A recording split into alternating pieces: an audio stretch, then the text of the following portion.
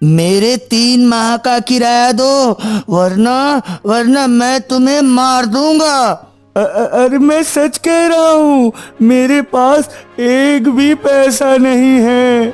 अच्छा, तो फिर इस पहाड़ी से गिरकर मरने के लिए तैयार हो जाओ। हाँ। घनश्याम यह कहकर जैसे ही रामू को धक्का देने के लिए हाथ बढ़ाता है, वैसे ही अजीत वहां आ जाता है और कहता है, अरे घनश्याम भाई, आप रामू के साथ ये क्या कर रहे हो? वही जो मुझे करना चाहिए, मुझे मेरे पैसे किसी भी कीमत में चाहिए। घनश्याम की बात सुनकर अजीत रामू से कहता है, अरे रामू, तुम घनश्याम के पैसे क्यों नहीं दे देते? अजीत भाई, मेरे पास बिल्कुल भी पैसे नहीं है। अगर आपके पास है तो आप मेरी मदद कर दो। मैं वादा करता हूँ आपको आपके सारे पैसे लौटा दूंगा।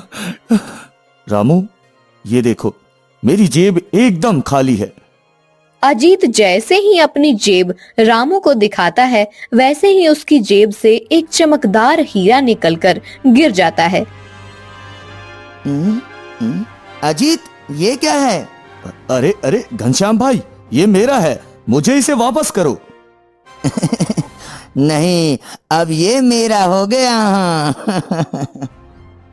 मैंने कहा घनश्याम भाई, ये मेरा है और मुझे ये वापस करो अभी के अभी। अजीत घनश्याम से अपना जादुई हीरा वापस मांगता है, लेकिन वह हीरा छीनकर वहां से भाग जाता है। तभी अजीत रोता हुआ गंगा माँ के पास जाता है। माँ गंगा, मुझे माफ कर दो, मुझे माफ कर दो गंगा माँ। मैं आपकी अमानत संभाल नहीं पाया, मुझे माफ कर दो। भरतपुर नामक राज्य में राजा पृथ्वीराज रहते थे। राजा की एक पुत्री थी जिनका नाम राजकुमारी अश्लोका था। राजा अपनी पुत्री से बेहद प्रेम करते थे, इसलिए वह राजकुमारी का विवाह करके उन्हें हमेशा के लिए अपने पास रखना चाहते थे। अरे पुत्री, तुम इस समय कहाँ जा रही हो? पिताजी, महल में रहते रहते मैं उब गई थी, इसलिए सोचा बाहर बागों में थोड़ी चहलकदमी कर लूं। ओह, अच्छा ठीक है पुत्री, जाओ तुम आराम कर लो। राजा की बात मानकर राजकुमारी अपने कक्ष में चली जाती है। तभी मंत्री जी राजकुमारी को जाता देख राजा से कहते हैं, महाराज, अगर आपकी आज्ञा हो तो मैं कुछ कह सकता हूँ। अरे जी मंत्री जी, कहिए, भला इसमें पूछने की क्या बात है? महाराज, आपको नहीं लगता कि अब राजकुमारी की विवाह की उम्र हो चुकी है? मुझे लगता है कि अब उनका विवाह कर देना चाहिए। मंत्री जी, आप बिल्कुल सही कह रहे हैं, लेकिन मैं अपनी पुत्री को अपनी आंखों से दूर नहीं करना चाहता।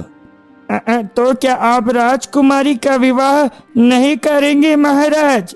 अब ऐसा भी नहीं है मंत्री जी, दरअसल मुझे एक ऐसे इंसान की तलाश है जो मेरी पुत्री को मेरी नजरों से दूर लेकर ना जाए। पर महाराज, ऐसा लड़का मिलना तो मुश्किल है। हाँ मंत्री जी, ऐसा लड़का मिलना मुश्किल तो है, लेकिन नामुमकिन नहीं। राजा यह कहकर अपने कक्ष में चले जाते हैं। इधर उसी गांव में अजीत नाम का एक लकड़हारा रहता था। अजीत बहुत ही गरीब और सीधा साधा इंसान था। उसके परिवार में उसकी बूढ़ी बीमार माँ के अलावा और कोई नहीं रहता था। दिन ब दिन माँ की तबीयत बिगड़ती जा रही है। आज मुझे किसी भी कीमत पर बहुत सारी लकड़ियां इकट्ठी करनी है और उन्हें बेचकर माँ का इलाज करवाना है।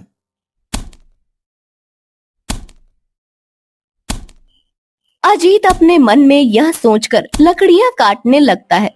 लकड़ियां तो कट गई, अब जल्दी से जल्दी इसे बाजार में बेच आता हूँ।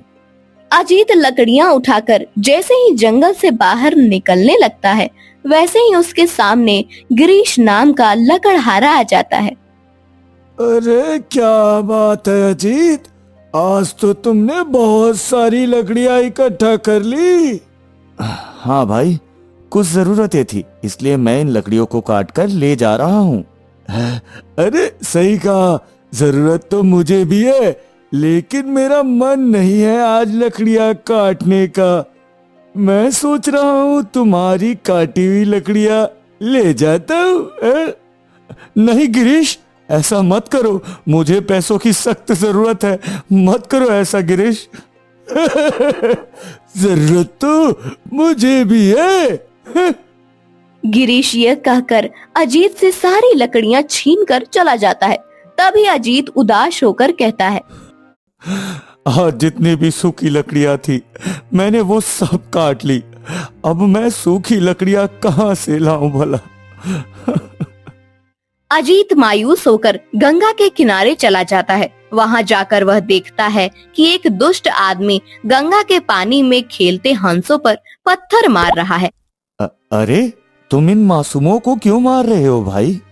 ओए, तुमसे मतलब मेरा मन कर रहा है, ऐसा करने का तो मैं कर रहा हूँ, समझे? अरे तुम कैसे इंसान हो? क्या तुम्हें इनके प्रति थोड़ी सी भी दया नहीं आती? ये भी हमारी तरह अपना जीवन बिता रहे हैं, इनकी भी जान है, इन्हें भी दर्द होता है। अच्छा, अपनी बकवास बंद करो और जहाँ से आए हो वहाँ वापस चले जाओ, समझे? अरे ये बकवास नहीं, और मेरे रहते तुम इन्हें मार नहीं सकते। हाँ। अजीत की बात सुनकर वह आदमी गुस्से से अजीत को पत्थर खींचकर मार देता है, जिससे अजीत जख्मी हो जाता है। अजीत को जख्मी होता देख हंस कहता है, अगर तुम्हें जान लेनी है तो हमारी ले लो, लेकिन ये हमारी जान बचाने आए हैं और तुम इन्हें इस तरह मारोगे, दुष्ट आदमी। नहीं हंस, तुम डरो नहीं, मुझे कुछ नहीं होगा। अजीत की यह सब बात सुनकर उस आदमी को और ज्यादा गुस्सा आ जाता है। गुस्से में वह अजीत को गंगा में फेंक देता है। अरे इसे तो गंगा में डूब जाना चाहिए, मगर ये तो पानी की ऊपरी सतह में है। जहाँ वह आदमी अजीत को देखकर हैरान होता है, वहीं अजीत भी खुद को पानी के ऊपर देख हैरान रह जाता है। तभी अजीत उन हंसों की आवाज सुनता है। माँ, आप कहाँ हो? हमें आपकी जरूरत है, आप अभी हमारे सामने प्रकट हो माँ, प्रकट हो।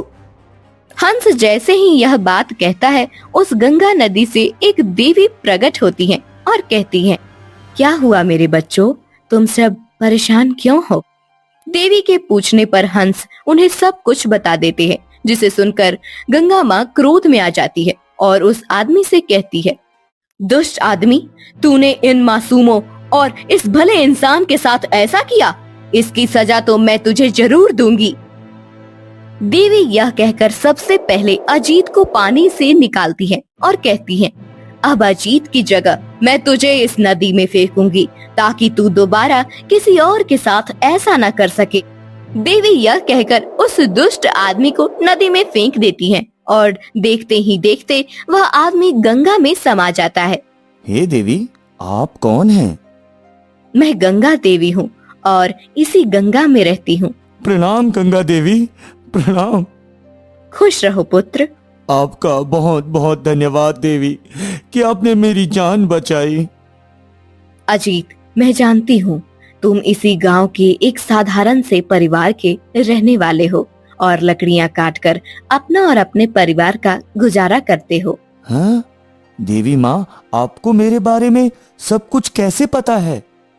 हाँ, मैं तुम्हें रोज लकड़ियाँ काटते देखती थी और तुम्हारे ऊपर होने वाले अन्याय को भी देखती थी। मैं हमेशा से तुम्हारी मदद करना चाहती थी, लेकिन गंगा के पानी को हाथ लगाए बिना मैं तुम्हारी मदद नहीं कर सकती थी। और आज न केवल तुमने मेरे पानी को हाथ लगाया, बल्कि मेरे बच्चों की जान भी बचाई। इसलिए मैं तुम्हें एक भेंट देना चाहती हूँ। अरे देवी, ये क्या है और इसका मैं क्या करूँगा? अजीत, यह एक जादुई हीरा है। यह जब तक तुम्हारे पास रहेगा, यह तुम्हारा पूरा जीवन बदल कर रख देगा। क्या ये जादुई हीरा है? पर मैं इसका क्या करूँगा देवी? अजीत की बात सुनकर गंगा देवी मुस्कुराती हैं और कहती हैं, यह तुम्हारी हर जरूरत को पूरा करेगा। बाकी तुम्हें इस हीरे की कीमत खुद ब खुद पता चल जाएगी, लेकिन याद रहे यह हीरा तुम्हारे अलावा और किसी के हाथ नहीं लगना चाहिए। गंगा देवी यह कहकर अपने बच्चों के साथ गंगा नदी में चली जाती हैं, जबकि अजीत हीरा लेकर फिर से लकड़ियां काटने चला जाता है। कुछ देर बाद इस हीरे से भला मुझे क्या फायदा? काश मुझे दोबारा से बहुत सारी लकड़ियां कटी कटाई मिल जाए। अजीत जंगल में खड़ा होकर यह सोच ही रहा था कि देखते ही देखते उसके पास बहुत सारी सूखी लकड़ियां आ जाती हैं, जिन्हें देखकर अजीत बहुत खुश हो जाता है। अरे वाह, अरे वाह, ये हीरा तो वाकई बहुत काम का है। वाह वाह। कुछ दिन ऐसे ही बीतते हैं। अब अजीत बहुत खुश रहने लगा था। वह एक दिन गांव की पहाड़ी पर घूमने जाता है, जहां वह देखता है कि रामू का घनश्याम से झगड़ा हो रहा है। अरे क्या हुआ भाई, तुम इस तरह क्यों लड़ रहे हो आपस में? इस रामू ने मेरा घर किराए पर लिया था, लेकिन अब 3 माह हो गए इसने मुझे एक भी फूटी कौड़ी नहीं दी, और कुछ दिनों में मेरी बिटिया की शादी है। अब मैं क्या करूं? रामू, ये तो गलत बात है, तुम्हें इसके पैसे दे देने चाहिए। देखो मैं सच कह रहा हूँ, मेरे पास आज एक भी पैसा नहीं है, तुम मुझे जाने दो। देखो रामू, तुम रोज कोई ना कोई बहाना बनाकर मुझे टाल जाते हो। आज किसी भी हालत में मुझे मेरे पैसे चाहिए। हाँ, मुझे मेरे पैसे चाहिए। अरे यार, नहीं है मेरे पास पैसे। मैं कुछ नहीं जानता। अगर आज मुझे मेरे पैसे नहीं मिले तो मैं तुम्हें इस पहाड़ी से धक्का देकर तुम्हारी जान ले लूंगा। हाँ। अरे अरे घनश्याम भाई, जब वो कह रहा है कि पैसे दे देगा तो आप ये सब क्यों कर रहे हो? अजीत की बात सुनकर रामू कहता है, अजीत भाई, मेरे पास बिल्कुल भी पैसे नहीं है। अगर आपके पास है तो आप मेरी मदद कर दो। मैं वादा करता हूँ आपको आपके सारे पैसे लौटा दूंगा। रामू, ये देखो, मेरी जेब एकदम खाली है। अजीत जैसे ही अपनी जेब रामू को दिखाता है, वैसे ही उसकी जेब से एक चमकदार हीरा निकलकर गिर जाता है। अजीत, ये क्या है? अरे अरे घनश्याम भाई, ये मेरा है, मुझे इसे वापस करो। नहीं, अब ये मेरा हो गया। मैंने कहा घनश्याम भाई, ये मेरा है और मुझे ये वापस करो अभी के अभी। अजीत घनश्याम से अपना जादुई हीरा वापस मांगता है, लेकिन वह हीरा छीनकर वहां से भाग जाता है। तभी अजीत रोते हुए गंगा माँ के पास जाता है। इधर राजा मंत्री जी से कहते हैं, मंत्री जी, मैं आपको एक काम सौंप रहा हूँ। कैसा काम महाराज? मंत्री जी, मैं चाहता हूँ कि आप राजकुमारी के लिए इसी गांव के किसी अच्छे इंसान की तलाश करें जो हमारे साथ इस महल में रह सके। मंत्री जी राजा की बात मानकर गांव में राजकुमारी के लिए वर ढूंढने निकल जाते हैं। दूसरी तरफ मकान मालिक वह हीरा देखता है और खुद से कहता है, अरे वाह, ये हीरा तो बहुत कीमती लग रहा है।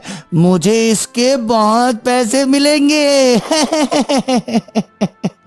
घनश्याम यह कहकर जैसे ही अपने घर में जाता है, वहाँ देखता है, अरे इतने सारे पैसे, इतने सारे पैसे तो मैंने आज तक एक साथ नहीं देखे। मगर ये आए कहाँ से? खैर, जो भी है, अब मैं इस हीरे को नहीं बेचूंगा और इन पैसों से ही अपनी बिटिया की शादी करूंगा।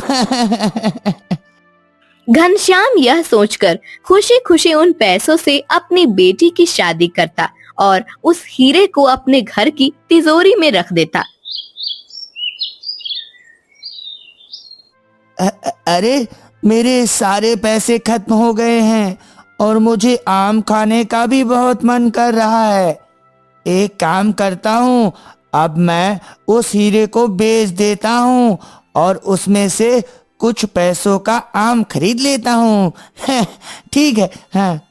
घनश्याम यह सोचकर जैसे ही घर से निकलता है वैसे ही एक आम वाला अपनी पूरी टोकरी लेकर आता है और कहता है, ये लो भाई, ये तुम्हारे लिए। अरे लेकिन ये आम मैंने तो नहीं मंगवाए। भैया ये तुम्हारे लिए ही है, लो। आम वाला यह कहकर वहाँ से चला जाता है, जबकि घनश्याम ये सब देखकर बहुत खुश होता है। अरे मेरी किस्मत इतनी मेहरबान कैसे हो गई। मैं जो सोचता हूँ वो पूरा हो जाता है। मुझे लगता है जब से मैंने ये हीरा अजीत से लिया है तब से मेरे साथ सब कुछ अच्छा हो रहा है। लगता है ये कोई जादुई हीरा है। हाँ। अरे याद आया, मैं तो आज गंगा किनारे सैर पर जाने वाला था, लेकिन ये जादुई हीरा मैं अपने साथ नहीं लेकर जाऊंगा। क्या पता कब ये हीरा मुझसे गंगा में गिर जाए। हाँ।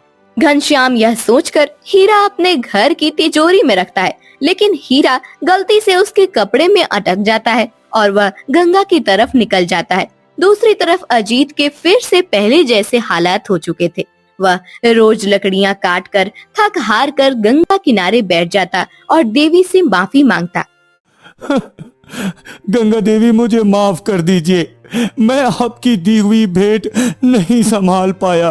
वो हीरा घनश्याम मुझसे छीनकर भाग गया।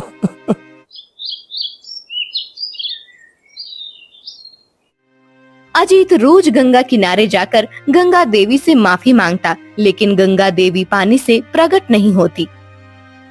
एक दिन अचानक अजीत को याद आता है। अरे याद आया, गंगा देवी ने कहा था जब तक कोई उनके पानी को हाथ नहीं लगाता वो प्रकट नहीं होती। हाँ। अजीत यह सोचकर पानी में हाथ डालकर गंगा देवी से माफी मांगता है। तभी गंगा देवी प्रकट होती हैं और कहती हैं, अजीत, मैंने तुमसे कहा था ना कि वह जादुई हीरा किसी के हाथ नहीं लगना चाहिए। अब वह हीरा उस आदमी के पास चला गया है और वह तुम्हारे हिस्से के सुख उठा रहा है। देवी, मुझे किसी जादुई हीरे की कोई लालच नहीं है। मैं बस आपसे माफी मांगना चाहता हूँ, मुझे माफ कर दो। गंगा देवी अजीत की बात सुनकर बहुत प्रसन्न होती हैं और कहती हैं, माफी की कोई जरूरत नहीं है अजीत, तुम एक सीधे और मददगार इंसान हो। मैं तो बस तुम्हारा भला चाहती हूँ। बहुत जल्द तुम्हारे पास वह हीरा दोबारा आएगा, परंतु इस बार वह हीरा तुम्हारा पूरा जीवन बदल कर रख देगा। गंगा देवी यह कहकर दोबारा गंगा में चली जाती है। तभी अचानक वहाँ घनश्याम आता है। अरे अजीत, तुम यहाँ क्या कर रहे हो? हाँ? अरे कुछ नहीं भाई, बस थक गया था तो बैठ गया। हाँ, वैसे अजीत सच सच बताओ, वो हीरा तुम कहाँ से लेकर आए थे? क्या तुम्हारे पास उस हीरे के अलावा भी और हीरे हैं? बताओ। घनश्याम और हीरो की लालच में अजीत की तलाशी लेने लगता है। तभी घनश्याम के कपड़ों में अटका वह जादुई हीरा पानी में गिर जाता है। हीरे को गिरता देख घनश्याम पानी में कूदने के लिए जैसे ही पांव डालता है, वैसे ही वहाँ गंगा देवी प्रकट होती हैं और कहती हैं, दुष्ट आदमी, एक तो तुमने अजीत से मेरा दिया जादुई हीरा छीना और अब इस सीधे साधे इंसान को तंग कर रहे हो। इसकी सजा तुम्हें जरूर मिलेगी। देवी यह कहकर घनश्याम को गंगा में फेंक देती हैं। दूर खड़े मंत्री जी ये सारा कारनामा देख रहे होते हैं। फिर वह महल जाकर अजीत के बारे में राजा को सब कुछ बताते हैं। महाराज, मैंने एक बहुत सीधा, सच्चा और ईमानदार इंसान राजकुमारी के लिए ढूंढ लिया है। हाँ।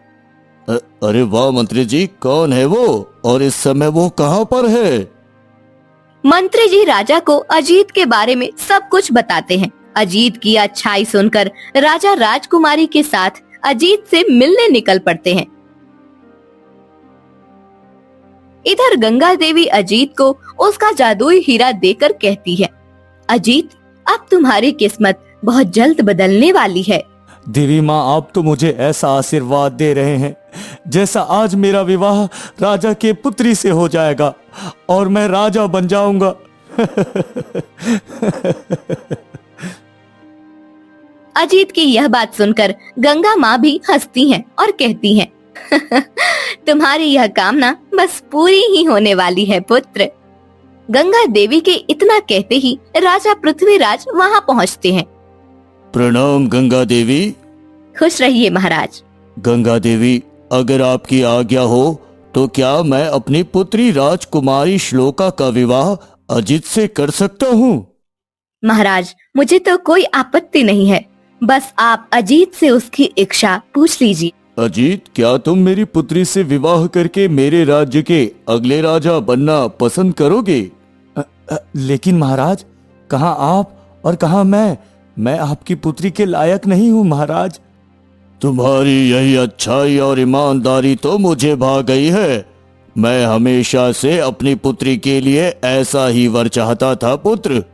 राजा अजीत को किसी गहरी सोच में डूबा देख कहते हैं, गंगा देवी, क्या मैंने कुछ गलत कहा? अजीत, राजा खुद तुम्हारे पास चल कर आए हैं, अब विवाह के लिए हाँ भी कर दो। ठीक है महाराज, मैं राजकुमारी से विवाह करने के लिए तैयार हूँ, लेकिन पहले आप राजकुमारी की इच्छा भी तो पूछ लीजिए। अजीत के हाँ कहने पर राजकुमारी मुस्कुराने लगती है और शादी के लिए खुद भी राजी हो जाती है। फिर धूमधाम से अजीत और राजकुमारी की शादी हो जाती है। शादी के बाद अजीत भरतपुर राज्य का राजा बन जाता है और हमेशा के लिए राजा पृथ्वीराज के साथ रहने लगता है।